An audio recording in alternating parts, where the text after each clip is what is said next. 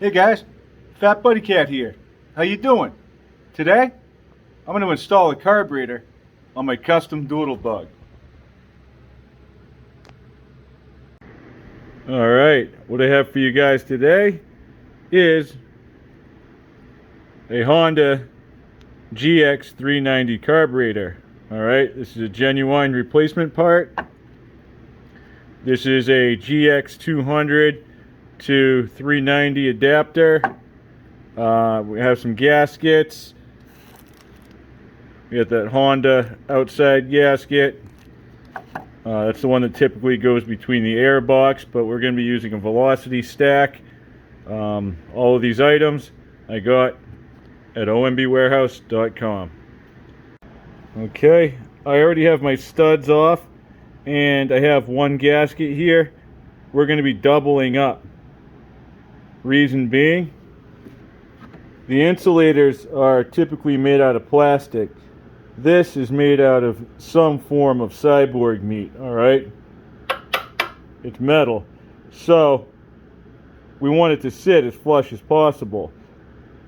In case this isn't exactly plain for any reason, we'll try to make up for it with two gaskets. This also has an inlet if you're going to run a fuel pump or whatnot. We're not, so we're going to go ahead and cap that off too. It's going to be held on a couple of these bad boys. Alright, so I was about to go fishing for bolts, and you know, I just kind of reached out to a buddy, and you know, I said, hey man, you know, what's it take to get this thing on here? Like a whole handful of different long bolts in weird sizes and stuff? He says, nah man, I just used the studs. Oh, pays to know the right people, guys. Okay, so what I did is fed my studs through. Alright, and I just used two short clone studs that I had around, alright? Those are the right length. And this is the short section of threads, alright? That's on the back side. And then I just put my nut on. You're going to need two more nuts for the front, alright? The first thing we're going to feed onto our double shish kebab is going to be a gasket, and then the carburetor. There's my gasket. There's my carburetor. Okay, now I'm going to be putting on that, I think it'll hang here for a second.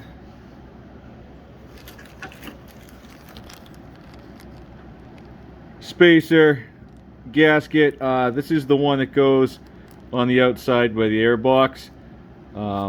Instead of using a paper job here, I'm going to see if this works. Multiple uses, you know what I'm saying? Okay, you got that rubber metal gasket on there. You can go ahead and add yourself a choke lever. Alright, and last is the velocity stack. And see what I mean about having your two nuts at hand? You get a lot of stuff going on here. It's nice to just have them right there. So, next, I'm going to come back here, and I'm going to make sure I have an ample amount of threads. I'm pretty much just going to even this thing out. Alright, so like I'll loosen this one and tighten this one until I'm pretty close. Then I'll grab a 10mm wrench and a 10mm socket and go ahead and tighten this thing down. Aren't you guys glad you get to learn with me? So that way if you try this stuff, you don't have to refinagle anything.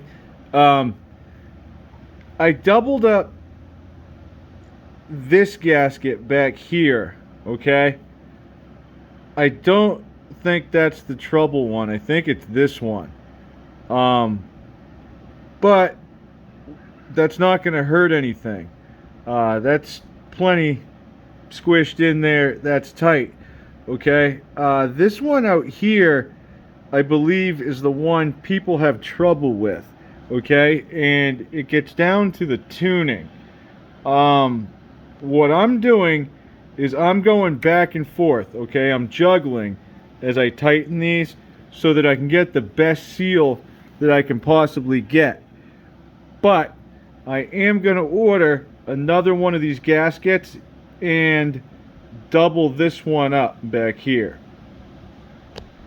In the meantime, let's get it tightened up. Alright guys, I have this thing tightened down. Before we go and put the air filter on, we are going to be making a change to our OMB warehouse governorless linkage. Alright, typically this is set up so that when you pull the throttle cable, okay, it pushes the rod that way. Alright, and that would push our butterfly open, okay? Not on the 390 carb. It's set up a little bit differently, okay? So we have to pull, all right? We can't push this one open. We're gonna have to pull it open. So we're gonna change the action on this pivot. So there's two ways to do this. You could either take the gas tank off, which I also already did, to put this fuel line on. And, well guys, I'm just going to take the linkage off this time because I don't even have the cable hooked up yet. We're just going to figure out sort of a general idea here. Alright, I flip this over. I have the spring off. And I'm going to be looking for something like this, alright? You can see back here is where the cable is going to come out of here and connect, alright? I'm going to have to reconnect the spring to pull back in the opposite direction. And the whole idea is when this pulls this way, okay? Cable pulls in, this goes that way, then we can have a linkage here that moves this way as this goes that way. Alright? So that would be closed and that would be open. Comprende? You gotta find something to make that linkage. Alright, I have a pretty simple understanding of what I have to do. No matter what, I'm gonna have to drill one more hole. Alright, I think I'm gonna drill it in this side, and I'm gonna leave this alone for my spring. So I'm gonna take this, alright, and flip it this way. Not over, just opposite. Or, yeah, I'm going to flip it over, not opposite. I'm just going to turn it around. You'll see what I mean. Alright, I have the spring on. We have plenty of tension. Everything feels nice and smooth. Alright. The first bend that I put on my rod, just like that. Alright. And that's going to be going into the butterfly on the carb, okay? Make sure everything's nice and free moving over here. Alright, we can fine tune that at the end. I have my throttle adjustment screw all the way back, okay?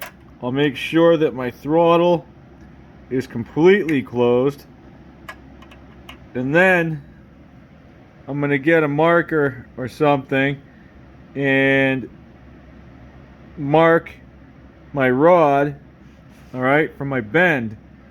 Grab my needle nose and I'm going to try to make like a little Z pattern.